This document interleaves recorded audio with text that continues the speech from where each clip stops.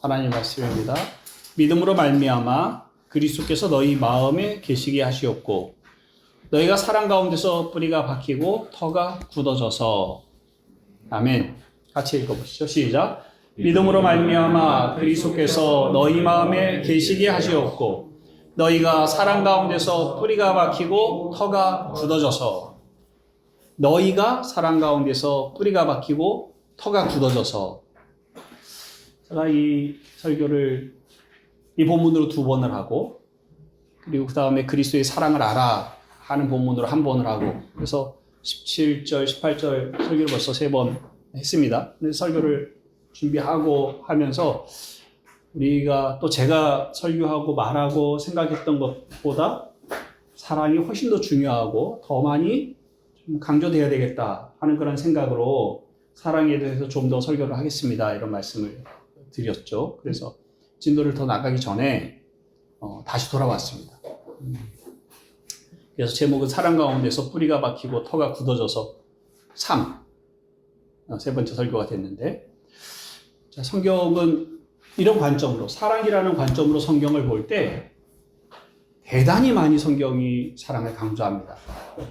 우리가 잘 아는 것처럼 한 율법사가 예수님을 찾아와서 시험을 합니다.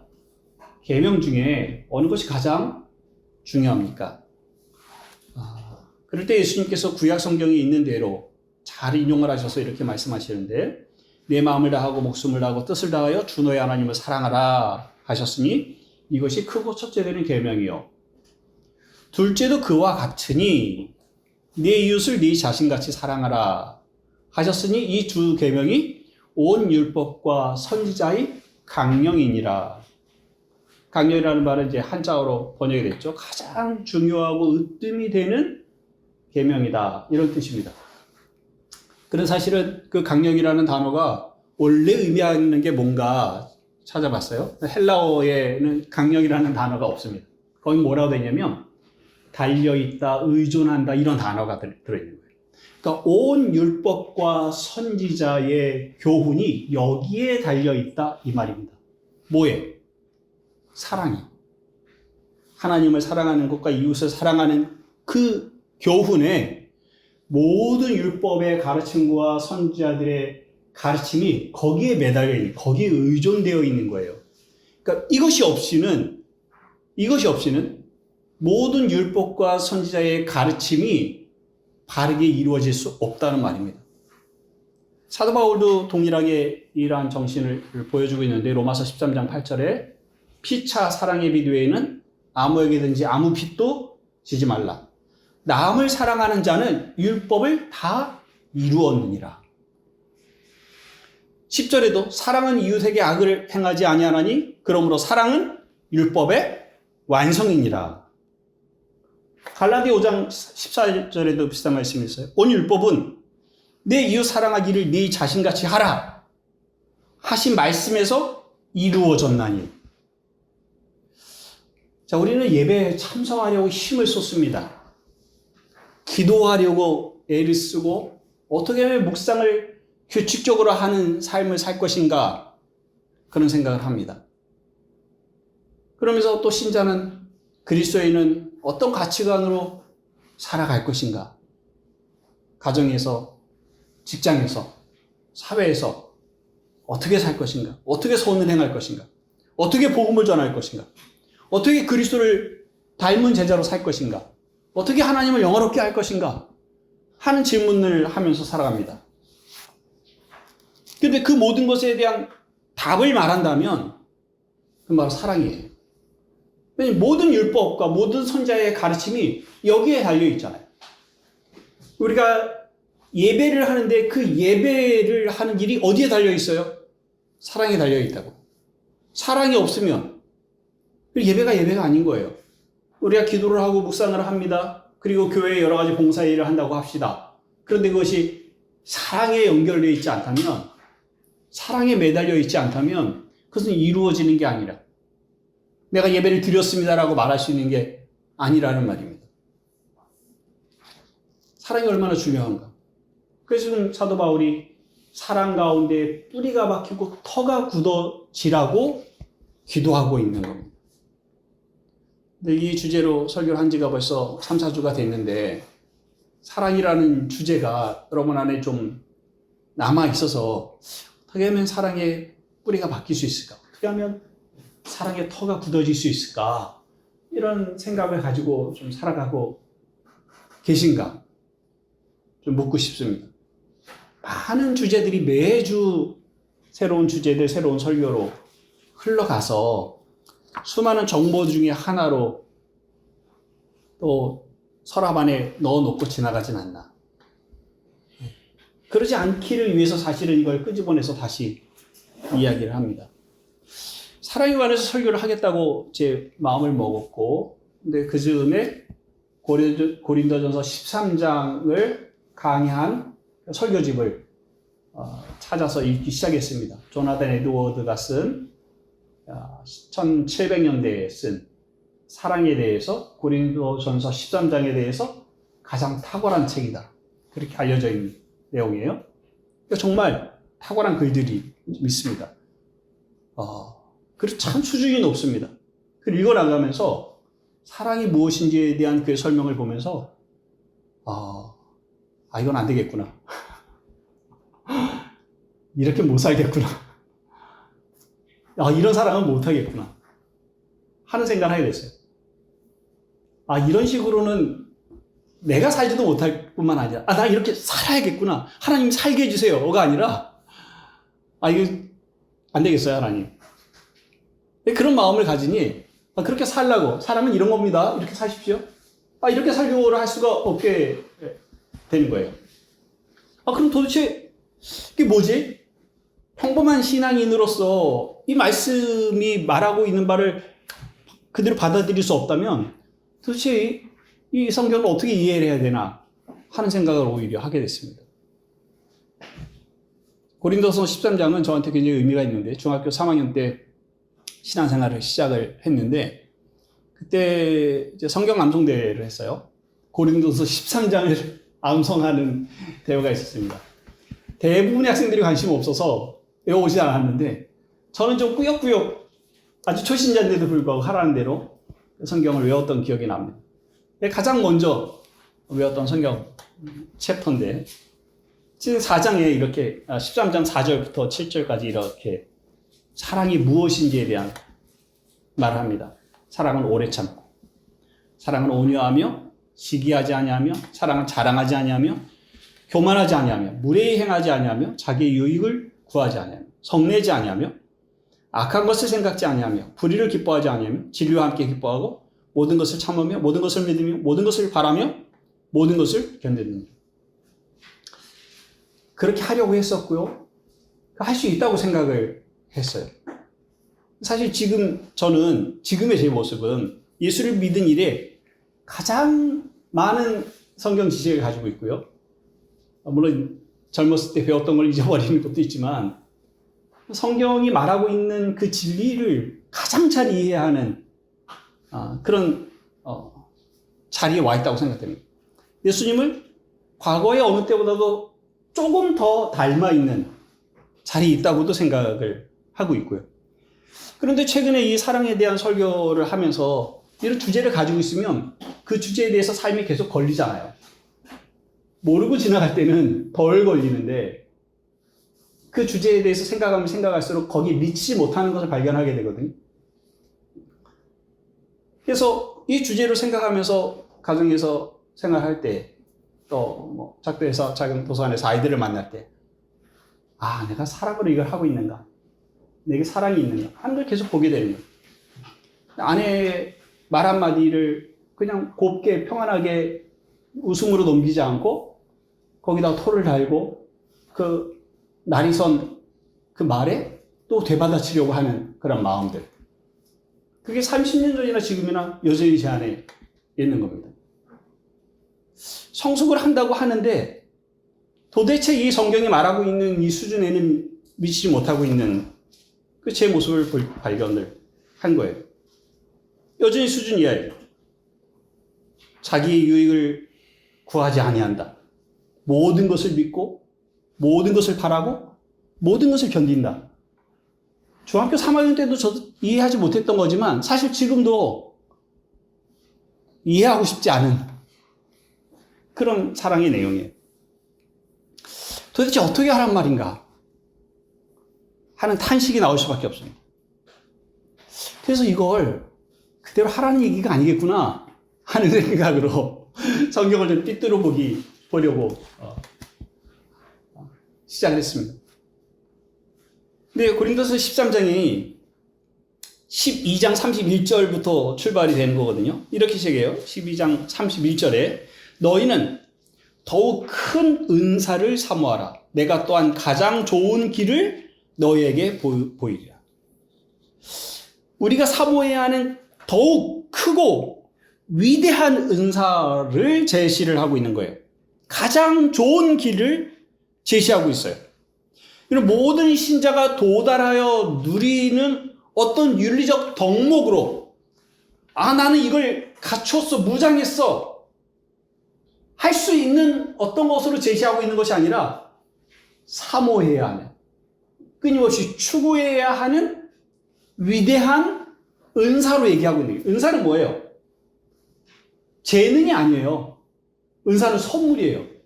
하나님이 선물로 주실 것을 바라면서 살아가는 겁니다. 그 길을 따라가는 거예요.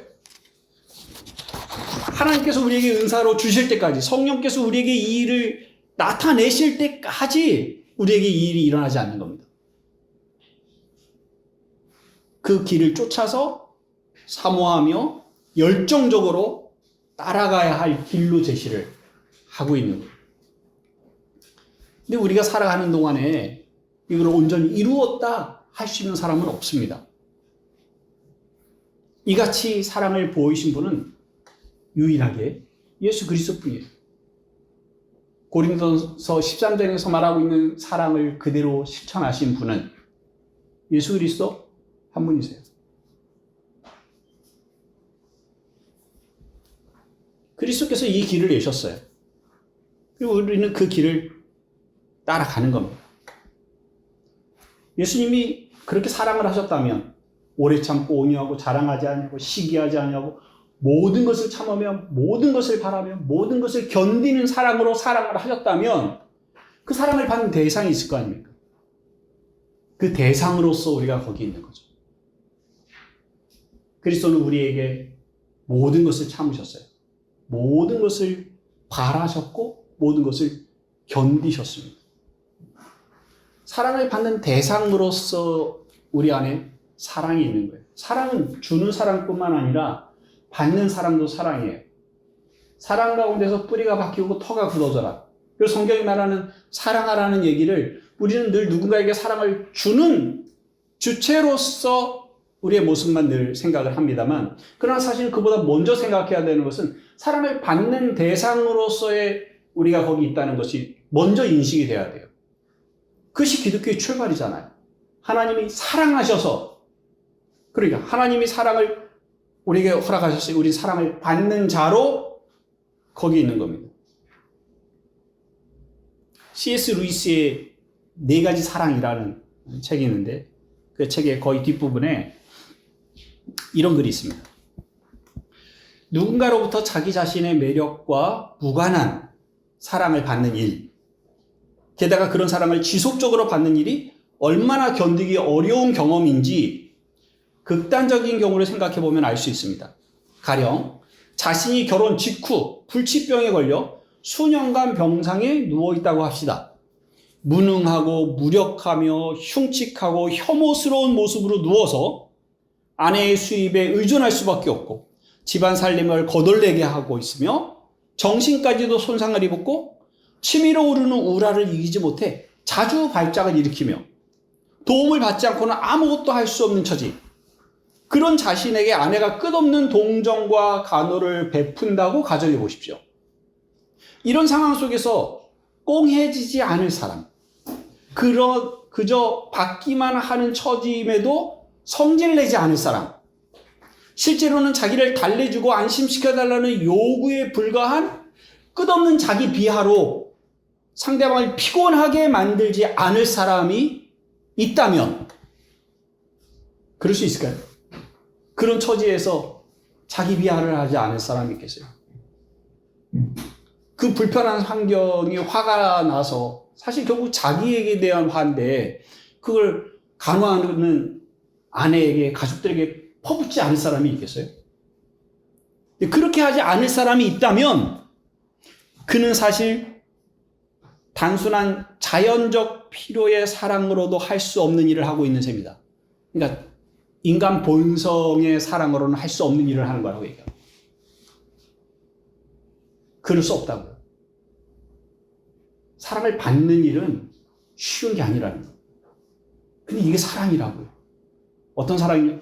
본성적 사랑이 아니라 하나님의 은혜로 하나님의 사랑의 은사가 그에게 있지 않는 한 이런 식으로 받는 사랑을 유지할 수가 없다고 말하고 있는 거예요. 우리가 사랑에 대해서 생각을 할 때마다 다 어려운 지점이 여기입니다. 성경에 많은 사랑의 말들은 사랑을 하라라는 메시지가 사실은 들어있고 그래서 우리는 그 얘기를 늘 사랑을 해야 한다는 의무로, 책임으로, 그런 삶으로 요구돼요. 그러나 거기에 미치지 못하는 것 때문에 괴롭고 좌절하고 자책하고 하는 것이 신자들이 가지고 있는 현재의 정서적인 상황이에요. 근데 사실은 그보다 훨씬 더 우리는 우리가 어떠한 사랑을 받았는지에 대한 훨씬 더 충분한 이해가 필요합니다. 충분한 자기 인식이 필요합니다. 왜 그래야 하는지에 대한 출발을 하나님이 어떤 분이신가로부터 얘기를 하려고 합니다. 하나님은 누구십니까? 사랑에 있어서 말한다면 하나님은 누구시죠? 하나님은 사랑이십니다. 사랑은 하나님이다. 이거는 잘못된 말이에요. 하나님은 사랑이세요. 요한 1서 4장 8절에 사랑하지 아니하는 자는 하나님을 알지 못하나니 이는 하나님은 사랑이심이라. 하나님은 사랑이십니다. 늘 들어 아는 말이에요. 어떻게 들리십니까? 하나님 사랑이세요. 그래서 어떻게 들리세요? 그 다음에 뭐가 떠오르세요? 대부분의 경우는 하나님은 사랑하십니다. 사랑하세요. 이렇게 떠올라요. 왜냐하면 사실 이 본문이 거기에 있거든요. 사랑하지 아니하는 자는 하나님을 알지 못하나니 이는 하나님은 사랑이십니다. 그러니까 사랑하라. 이 메시지 그 문맥 속에서 나온 말씀이에요. 그래서 하나님은 사랑이시라는 얘기가 우리에게 사랑해라 라는 의무로 책임으로 와 닿는 겁니다. 그런데 그 사랑하라는 메시지보다 앞선 교훈이 있어요. 하나님은 사랑이시다. 그가 너를 사랑하신다 하는 것. 하나님 사랑하시다, 사랑이시다. 그가 너를 만드셨다. 예. 하나님은 사랑이세요. 사랑은 홀로 있는 게 아닙니다. 혼자 있어서 나는 사랑이야 이렇게 얘기하셨잖아요. 사랑을 오래 참고 사랑을 온유하며 그 대상이 있어야 되잖아요. 태초에 사랑이 있었다 이런 책 제목이 있어요. 태초에 사랑이 있었다. 부제 삼위일체에 관하여. 그러니까 삼위일체에 대한 책이에요.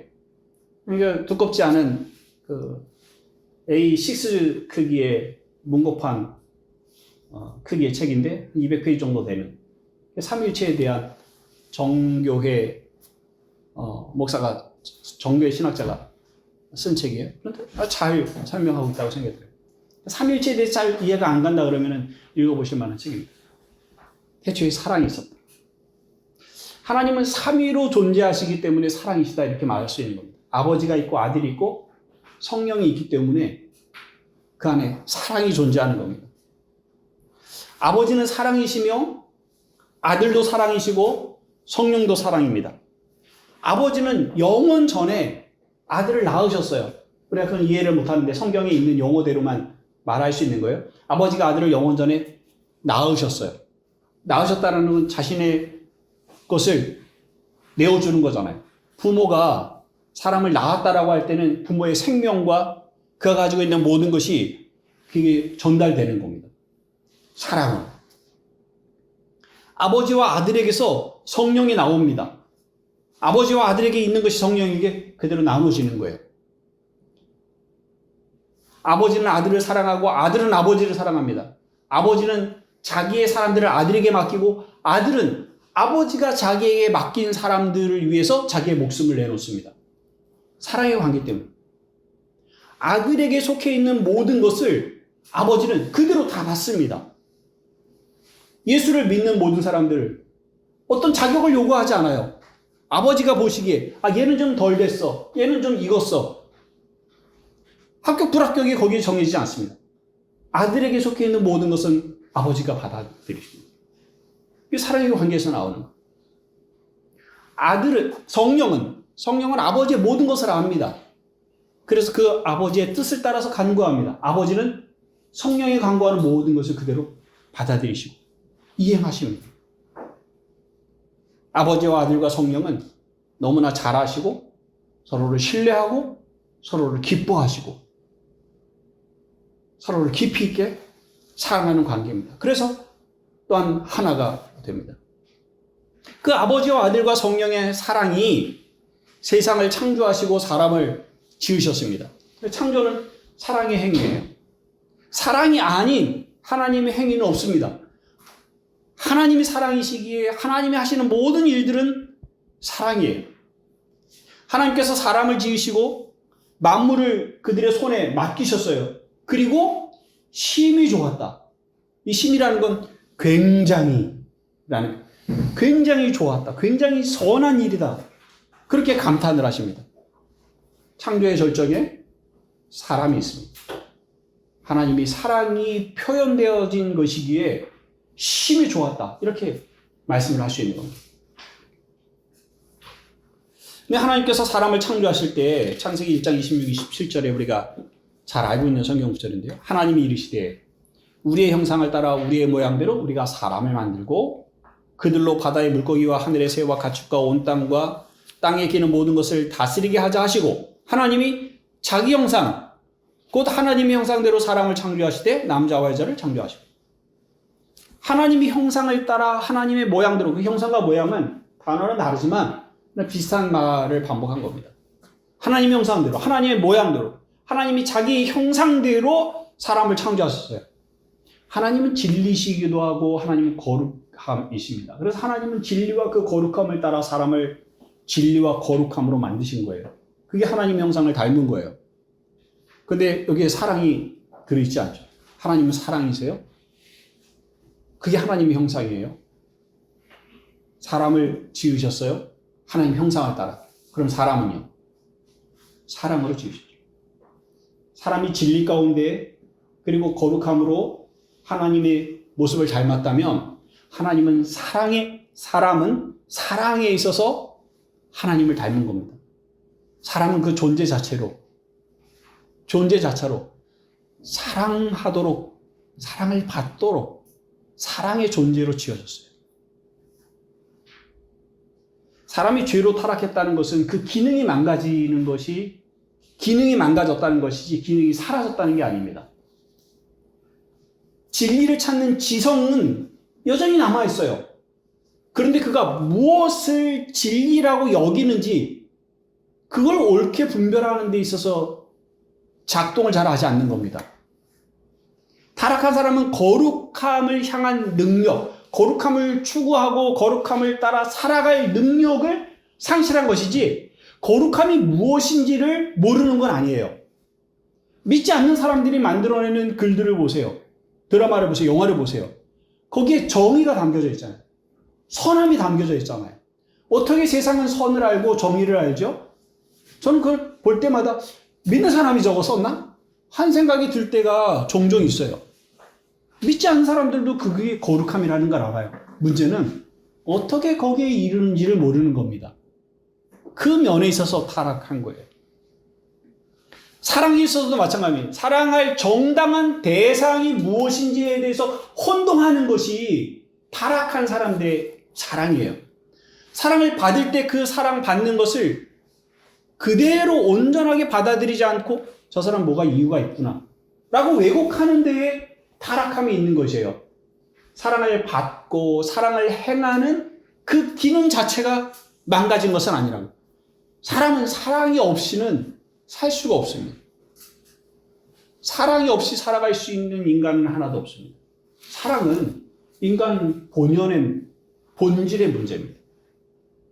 하나님의 형상이 그 사랑이요. 그리고 그 형상대로 사람이 창조되었어요. 사람은 사랑입니다. 하나님이 사랑이시라고 말할 때와 같은 그런 수준의 그러한 질적인 것은 아니지만 사람은 사랑이에요. 타락한. 그리고 그것이 회복돼요. 그래서 사랑의 뿌리가 박히고 터가 굳어져야 된다는 말은 실제로 우리에게 굉장히 중요한 말입니다. 사랑은 본질적인 문제고요. 생명에 관한 문제. 하나님의 사랑이시기에 우리의 존재가 사랑인 겁니다. 또 다른 관점에서 사랑에 대한 얘기를 하자면 구원의 관점에서 얘기할 수 있습니다. 구원을 가장 잘 설명한 것은 에베소 2장 18절인데요. 우리가 이미 살펴봤습니다만 에베소 2장 18절 보세요. 이는 그로 말미암아 우리 둘이 한 성령 안에서 아버지께 나아감을 얻게 하려 하십니다. 그리스도로 말미암아 한 성령 안에서 아버지께 나아감을 얻는 것. 이게 구원입니다. 이처럼 잘 설명한 성경 구절을 만나기 어렵습니다. 자, 그럼 하나님께 나아간다는 것은 무엇인가? 히브리서 전체의 주제가 이 얘기예요. 히브리서 전체의 주제는 우리가 하나님께 나아간다. 대제사장이신 예수 그리스도를 힘입어 하나님 앞에 나아가는 데에 절대 실패함이 없다. 이게 히브리서의 얘기예요. 우리는 아버지께 나아갑니다. 예수 그리스도로 말미암아. 아버지께 나아간다는 말은 뭐예요? 우리가 아버지께 나아갔어요. 그게 뭘 의미하는 거죠? 아버지께 나아갔어. 자, 계속 요즘 자주 등장하는 단어인데요. 그게 사귐에 참여하는 거예요. 하나님의 식탁에, 하나님이 차려놓으신 그 왕의 식탁에 우리가 거기에 참여해서 하나님이 차려놓으신 음식을 먹는 겁니다.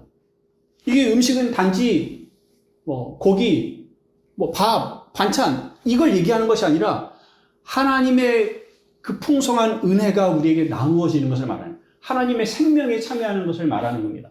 하나님의 모든 풍성하신 그 풍성함을 우리에게 나누는 것을 말합니다. 제가 언젠가 다윗의 상에 참여한 요나단의 아들 무비보셋 얘기를 말씀드린 적이 있어요. 바로 그거예요. 무비보셋이 다윗에게 나아가는 것. 그래서 다윗의 아들들이 누리는 모든 일들을 무비보셋이 누리는 것. 이게 나아감이에요. 이게 구원이라고. 우리가 하나님께 나아간다는 건 단지 기도할 때 하나님 아버지라고 부르는 여기에 있지 않아요. 이것이 그 모든 것들을 다 포함하고 있는 내용입니다. 우리가 하나님께 나아간다는 건 하나님과 교제하는, 하나님의 사귐에 참여하는 겁니다. 하나님이 가지신 모든 것들을 나누는 겁니다. 이 사귐은 삼위 하나님의 사귐이에요. 요한일서 1장에 있는 것처럼. 아버지와 아들과 성령이 사랑으로 하나 됐다고 말씀드렸어요. 사랑으로 하나 된 그것은 서로서로를 나누는 겁니다. 서로서로가 참여되는 거예요. 아버지의 것은 다 아들에게 주요. 아들은 아버지 안에 들어있어서 아버지의 것을 다 누려요. 성령은 아버지 안에 있는 것을 다 누리고 아버지도 성령 안에 있는 것을 다 누립니다. 성령이 우리 안에 계세요. 그런데 예수께서 뭐라 하시냐면 성령과 함께 아버지와 내가 너희에게 있을 것이다. 이렇게 말씀합니다. 한 분이 계시면 세 분이 계신 거가 똑같아요. 그분들이 서로 안에 그렇게 깊이 있게 참여하고 계시는 거예요.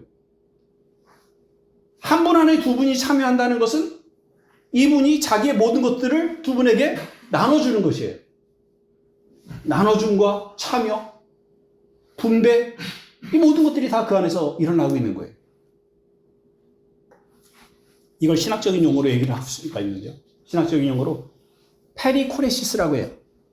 페리코레시스. 페리는 둘레예요. 이렇게 둘러싸다 이런 의미가 있어요. 그러면 이제 번역을 하기를 상호 내주, 상호 침투, 상호 포함 이런 식으로 이제 번역을 했어요. 세 분이 계신데 그런데 이분이 어떻게 하나가 되지? 하나인데 어떻게 이분이 세 위격으로 구별이 되지? 성경이 말하고 있는 방식이 그러니까. 근데 이걸 사람의 이성으로 풀어서 설명하기가 굉장히 어렵잖아요. 그래서 이런 용어가 만들어졌어요. 상호 침투, 서로에게 침투에 들어가요. 상호 내주, 상호 포함. 아주 쉬운 말로 하면 사귐이라니까요. 참여고 나눔입니다. 이게 삼위 하나님 안에서 일어나는 일인 거예요. 신비롭지만. 그런데 그 사귐에 우리가 참여하는 겁니다. 그 사귐에. 부모가 자녀를 낳았습니다. 그러면 부모와 그 자녀 사이에 사귐이 일어나는 거예요. 부모는 자기의 생명을 내줬어요. 생명을 내줬다는 말은 사실은 모든 걸 다 내줬다는 겁니다. 부모가 살아가는 삶의 인생의 모든 것들을 나눠준다는 것과 같은 얘기입니다. 근데 실제로 그가 살아있게 하는 생명을 나눠줬을 뿐만 아니라 그가 성장하여 자라가는 과정 중에 필요한 모든 것들이 부모로부터 그에게 공급됩니다. 그 아이는 받기만 해요. 그런데 그 받는 것이 부모에게 주는 사랑이에요. 왜냐하면 부모는 그 아이가 그걸 받아서 성장하고 그걸 받아서 기뻐하고 행복을 누리는 걸 통해서 기뻐합니다. 행복합니다. 만족해합니다. 그렇죠? 그래서 주는 사랑인데 또한 받는 사랑이 되고 받는 사랑이 주는 사랑이 돼요. 그 안에서 상호 내주가 일어나고 상호 포함이 일어나고 상호 참여가 일어나고 있는 거예요. 하나님과 우리의 관계도 바로 그거예요. 우리가 하나님의 사귐에 참여하는 순간에 우리는 예수 믿고 구원만 받았어 라고 하는, 예수 믿고 천국만 가는 거야. 이렇지 않습니다. 그 구원과 천국은 모든 걸 포함하는 거예요. 우리는 하나님의 모든 것을 다 받습니다. 모든 걸 다 받아. 물론 예수 그리스도께서 동등한 하나님으로서 아버지와 성령에 있는 것을 받아들이신 것과는 좀 차원이 다릅니다. 그러나 우리는 하나님의 모든 것을 받는 존재가 되는 겁니다. 그 사귐에 참여함으로. 그래서 에베소 19장 20절에 하나님의 충만한 것으로 너희에게 충만하게 하시기를 구하노라 하는 기도가 그 다음에 따라 나올 수 있는 거예요. 그게 어떻게 가능해요? 그 사귐에 우리가 참여하니까. 그런데 하나님이 그렇게 삼위 하나님이 사랑의 사귐을 하시는데 우리가 사랑이 아니고서는 그 모임에 들어갈 수가 없죠. 우리가 거기에 들어간다는 것은 우리가 사랑으로 초대를 받았다는 겁니다. 우리가 사랑을 충분히 받는 자로서 그 사귐의 초대를 받은 것이고, 우리가 사랑을 충분히 받을 때에 하나님이 우리로 인하여 기뻐하시는 사랑을 받으시는 것으로 또한 하나님의 사랑을 누리시는 거예요.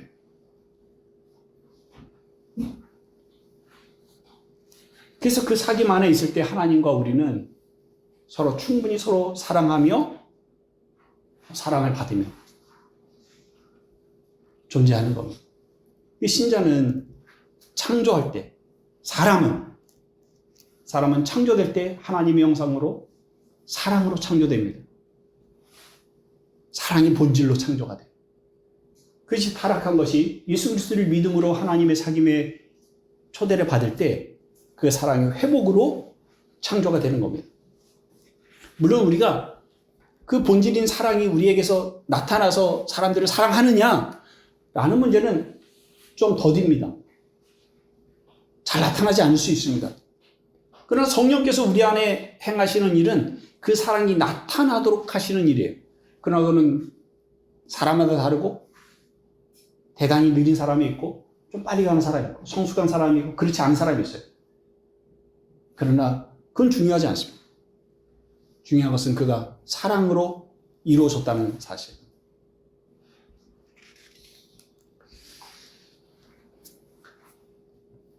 여러분 자신 어떤 사람이라고 생각하십니까?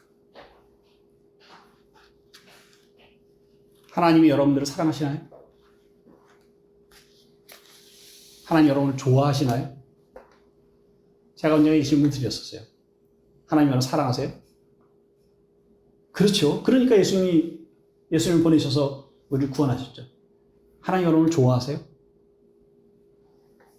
글쎄, 좋아하는지 모르겠어요. 여러분 자녀를 사랑하세요? 여러분 자녀를 좋아하세요? 좋아하지 않는 구석이 있죠. 말 안 듣는 구석이 있어요. 그러나 좋아해요. 그렇잖아요. 이유 없이요. 이유 없이. 그냥 그 존재 자체를 좋아하는 거잖아요. 하나님이 우리를 사랑하신다는 것은 그런 거예요. 하나님 사랑하세요. 이유 없이. 하나님 우리를 사랑하기로 하셨고 그 사랑 때문에 아들을 내어주셨어요.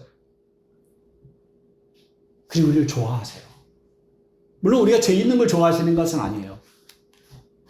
그러나 여전히 좋아하세요. 있는 그대로를 좋아하세요. 우리를 흠없는 자로 하나님 앞에 서게 하시라는 것이 하나님의 목적인데 에베소 1장에 보면 사랑 안에서 흠없는 자로 하나님 앞에 서는 걸 원하십니다. 우린 그런 존재로 부르심을 받았습니다.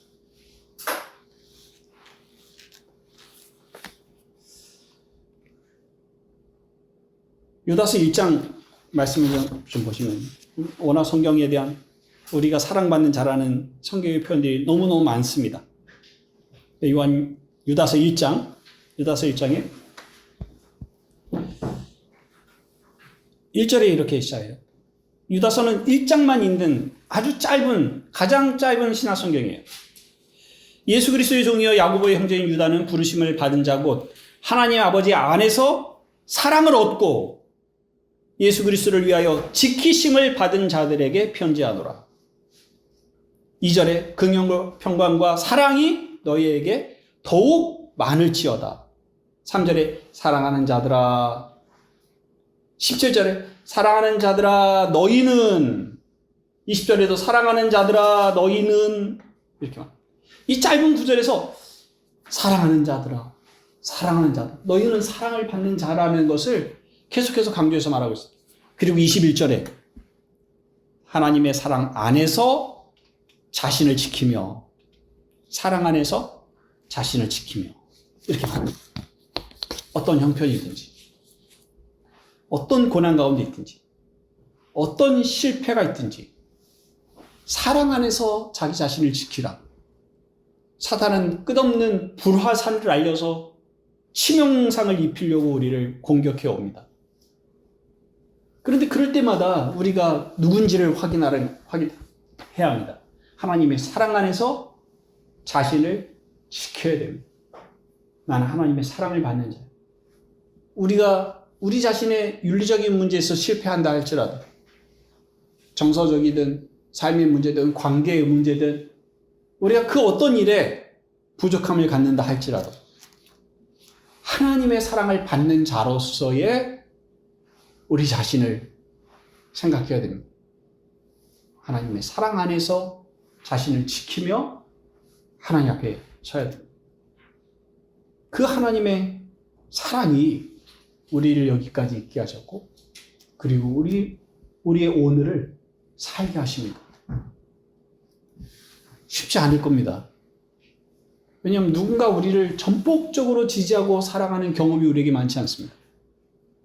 아주 어렸을 때 부모가 우리에게 그렇게 했을지라도 시간이 지나가면서 우리에게 부담되어지는 것들이 컸기 때문에 그조차, 무조건적인 사랑을 받은 경험조차도 사실은 다 잊어버려서 그 사실 이해할 수가 없습니다. 그러나 이제 하나님 그렇게 하십니다. 사랑하라고 말씀하시는 게 아니에요. 사랑을 받으셔야 돼요. 하나님이 우리를 사랑하는 자라, 사랑을 받는 자라, 그렇게 말씀하실 때 그냥 그렇게 이해하십니다. 우리는 사랑을 받는 자입니다. 여러분들은 하나님의 사랑을 전폭적으로 받는 분들입니다. 거기에 대한 충분한 의지, 더 풍요롭고 더 부유하게 사랑을 받는 자로 스스로 생각하시는 은혜가 있으시기 바랍니다. 기도하겠습니다. 하나님, 우리는 서둘러서 누군가를 사랑해야 되겠다는 자리로 나아갑니다. 그런데 우리가 어떠한 사랑으로 하나님 앞에 이르게 됐는지, 우리가 하나님 앞에서 어떠한 사랑을 받고 살아가고 있는지에 대해서는 쉽게 잊어버리고 또 그 자리를 벗어납니다. 하나님, 우리가 생각하는 것보다, 우리가 느끼는 것보다 훨씬 더 깊이, 훨씬 더 많이, 훨씬 더 크게, 훨씬 더 진지하게 하나님 우리를 사랑하시며 즐거워하시며 기뻐하시며,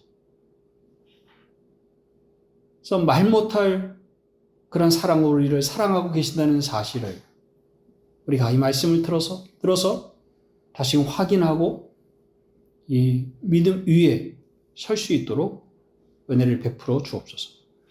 예수 그리스도의 이름으로 기도하옵나이다. 아멘.